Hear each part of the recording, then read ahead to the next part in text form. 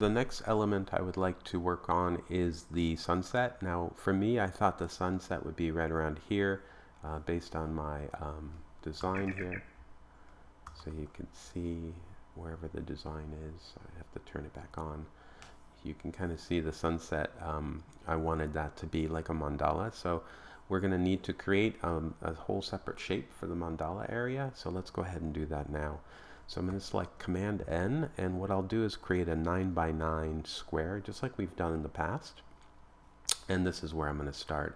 I'm going to clean up my windows here. So Workspace, Reset Essentials.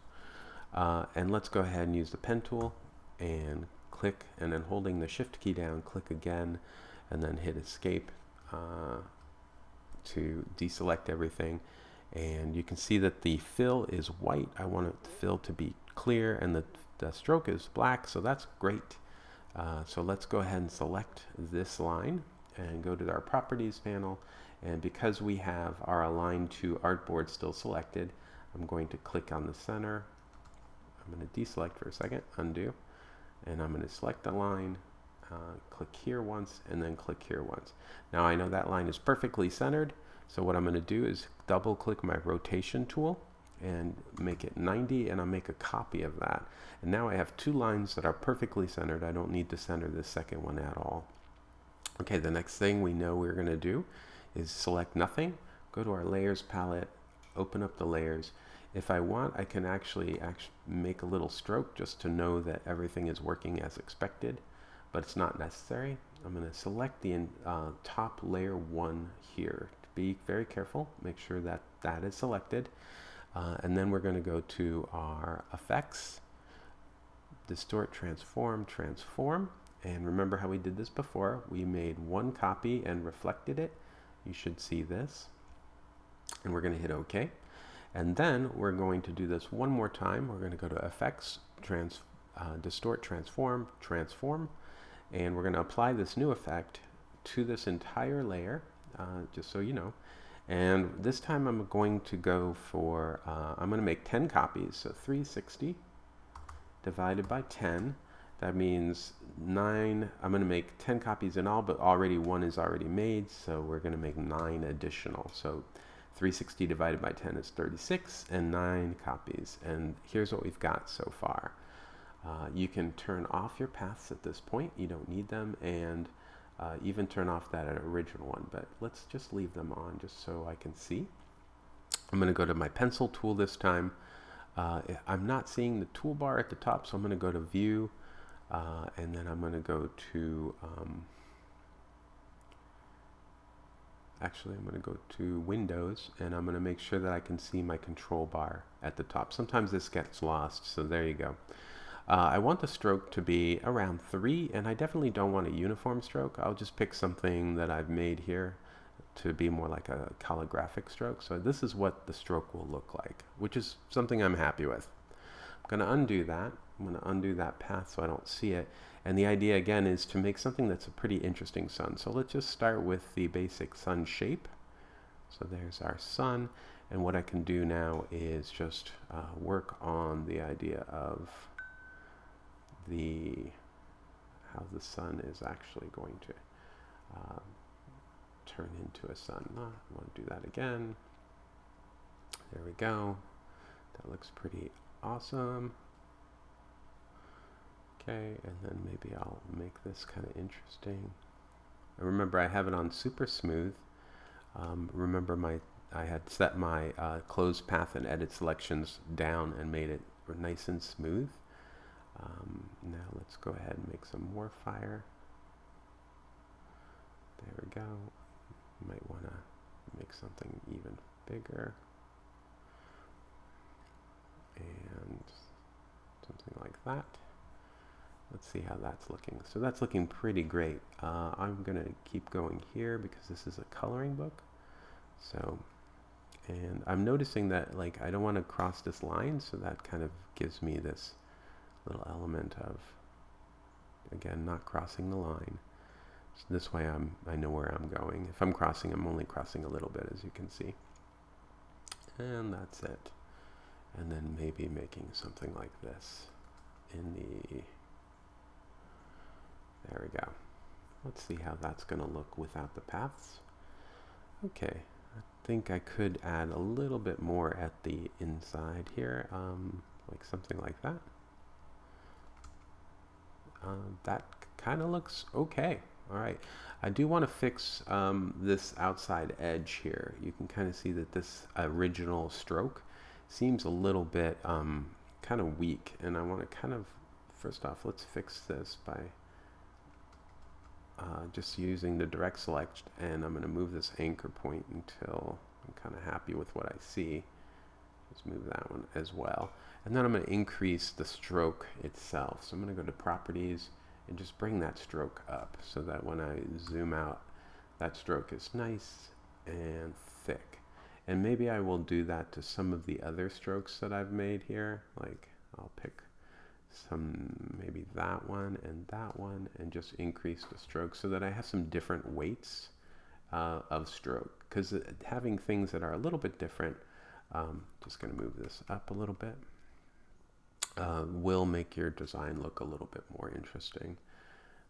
Let's see, maybe this stroke back here. Again, you have to figure out where you put the original. So there's my original. I'm going to make that smaller, maybe, and make it a uniform stroke. So this is just me looking at things and trying to decide, like, what do I like?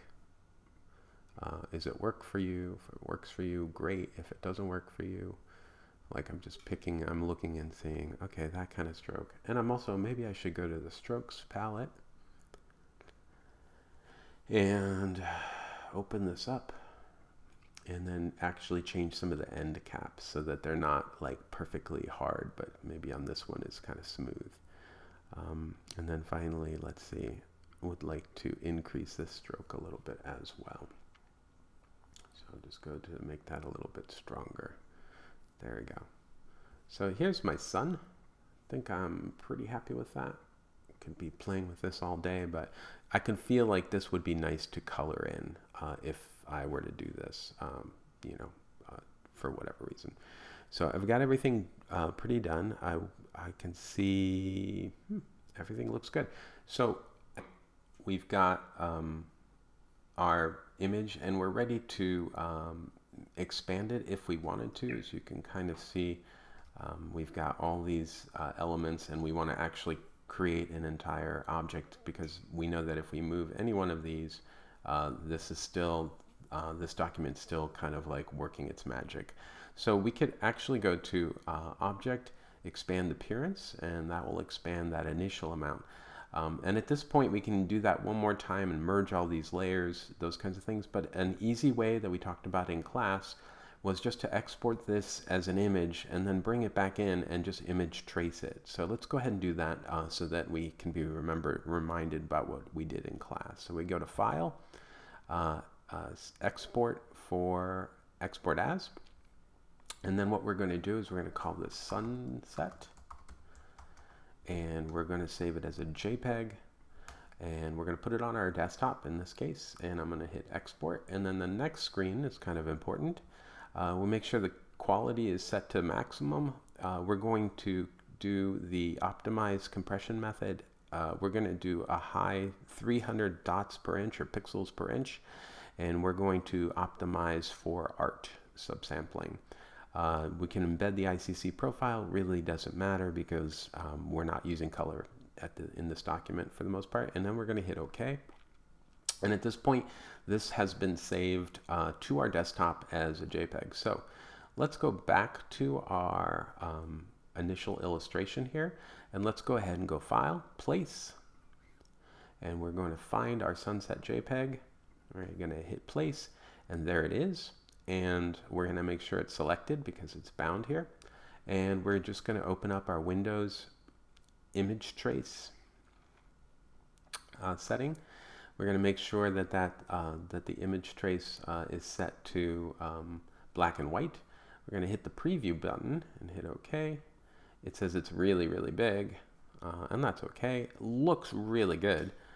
So you could move this threshold slider to more or less, and it'll make the lines thicker or thinner, right? but for the most part, I'm really happy with what I'm seeing. So now I'm going to go to my properties window, and I'm going to scroll down. If you don't see the expand, you should see it here. It's also available up here. Once you hit expand, it will expand into just an object. So let's go ahead and hit that, expand. Now you can see the lines associated with it when I go to the direct selection tool. And now what we can do is get rid of that background. So I'm going to move my image trace out of the way. I'm going to ungroup everything just by hitting up ungroup or object ungroup, and then it'll be selected. Click away from the object, click once, and then I hit delete, and I'm just going to delete all these little pieces that are the outside pieces of this object. So getting rid of all those so that we can see through it. Great, and at this point we should be able to select this object. Now because we ungrouped it, we have to be really careful because we don't want to leave pieces here. And so I'm going to turn off my path for my elephant. There's one elephant, there's the two elephants this way, and I don't need the blue, so I'll turn that off. And at this point I'm going to just select everything here and group it again. So now this object is one single thing. So if we move it around at this point, you'll see that it actually moves all together. I'm going to make it a little bit smaller. In fact, I'm going to squish it like this because like that's what a sun looks like. And that will be our sun group. So we'll go ahead and just label this sun. And so we've got our elephants. I'm going to move the sun group behind the elephants. And this is what we've got so far.